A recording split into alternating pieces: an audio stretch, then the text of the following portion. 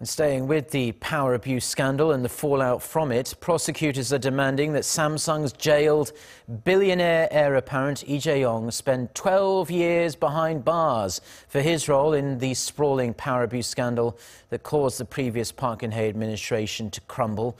Seoul's High Court is set to hand down its final verdict in February. Lee Ji-won with the details.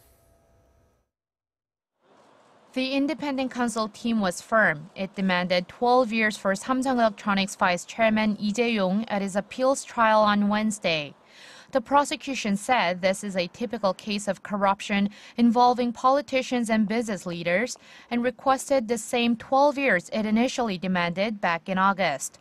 Though in the original ruling, the court found Lee guilty of all 5 charges, including bribery and embezzlement, it had sentenced him to only 5 years, saying that some of the money Lee had Samsung donate to 2 foundations, about $19 million, cannot be considered a bribe.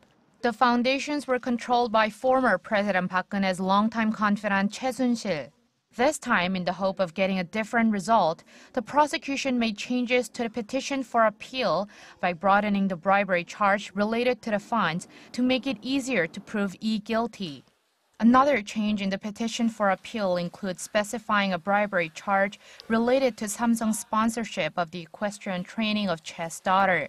The charge is also supported by some new evidence added this time, text messages and call logs between the former senior presidential secretary for policy coordination An Jong-bum and executives at Samsung Electronics, which show them discussing Samsung's purchase of horses.